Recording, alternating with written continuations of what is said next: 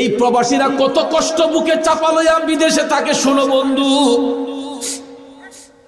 এমন কিছু সময় আসে রে, বাংলাদেশ থেকে যখন টেলিফোনটা বিদেশে যায়, কিরে অমুক অমুক রে, তুই এখন কোথায়? কাজে নাকি রুমে? পায় আমি কাজে।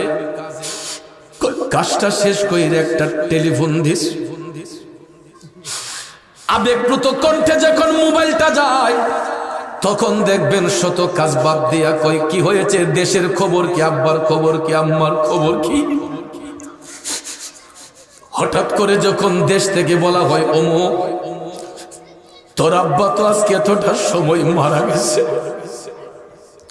তোর আম্মা আজকে এতটার সময় মারা গেছে, একটা চিৎকার মারে ওই বিদেশি ছেলেটা, বলো কি? সঙ্গে সঙ্গে ভিডিও কল দে, আব্বার একটু দেখাও, আম্মারে দেখাও। পাখির মতো ছটফট করে, পাখির মতো ছটফট করে। খাঁচার ভিতরে পাখি রাখলে যেরকম ছটফট করে, ওই বিদেশি ছেলেগুলা দেশে যখন মা মারা যায়, বাবা মারা যায়, জানটা দেহের মধ্যে থাকার পরেও মার জানা যায়, বাবার জানা যায়, অনেক প্রবাসীরা ঈশা শরীক হতে পারে না। এই জন্য এরা বিদেশে কান্দা কান্দা বালিশ ভিজায়। আরে কোন দেশে আসলাম, ইচ্ছে কইরা দেশে যাইতে পারি না, ইচ্ছে থাকা সত্ত্বেও দেশে যাইতে পারি না। পাসপোর্টের মধ্যে সিল লাগাইতে হয়, আকামার মধ্যে সিল লাগাইতে হয়।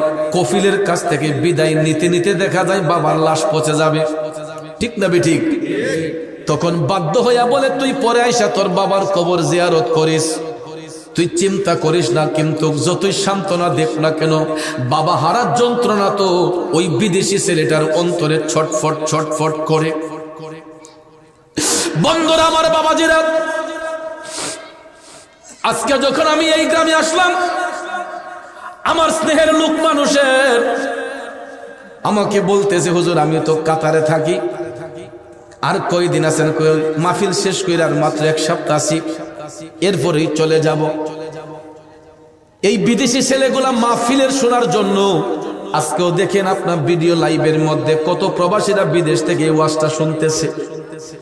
অনেকে বলে, মোনাজাতের সময় আমার একটু ফোন দিস, আব্বা আম্মার জন্য একটু দোয়া চাইছে, আমি দোয়াতে শরীক হইমু।